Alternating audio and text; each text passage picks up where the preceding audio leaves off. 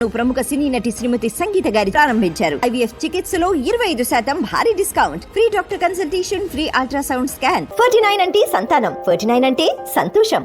తెల్ల ration card ఉన్న మహిళలకు సీఎం రేవంత్ రెడ్డి బతుకమ్మ కానుక. తెలంగాణ రాష్ట్రంలో ప్రజా సంక్షేమంపైనే పూర్తి స్థాయిలో దృష్టి పెట్టింది రేవంత్ సర్కార్. ఈ నేపథ్యంలోనే మహిళలంతా ఎంతో ఇష్టంగా జరుపుకునే బతుకమ్మ పండుగ రోజు వాళ్లకు ఒక గిఫ్ట్ ఇచ్చి సర్ప్రైజ్ చేయాలని ఫిక్స్ అయ్యారట సీఎం. సంస్కృతి సాంప్రదాయాలకు ప్రతీకగా తెలంగాణ రాష్ట్రంలో అట్టహాసంగా బతుకమ్మ పండుగ జరుపుకుంటూ ఉంటారు. రాష్ట్రంలో ఈ పండుగకు ప్రత్యేకమైన ప్రాముఖ్యత ఉంటుంది.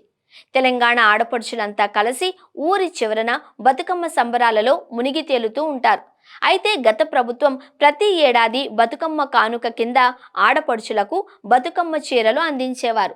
అయితే ఇప్పుడు వీటి స్థానంలో మరో కానుక రెడీ చేశారంట సీఎం రేవంత్ రెడ్డి.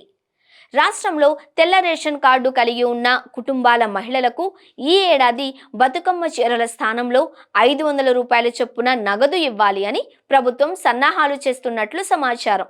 ఎలాంటి అవకతవకలకు తావు లేకుండా నేరుగా మహిళల అకౌంట్లలోనే ఈ డబ్బు జమ చేయాలి అని ప్లాన్ చేశారట.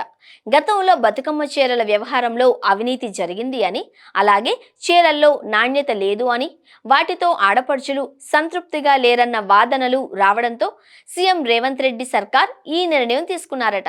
ప్రతి కుటుంబానికి ఒకే స్థాయిలో లబ్ధి చేకూరేలా ఇలాంటి డెసిషన్ తీసుకున్నారు అని సమాచారం.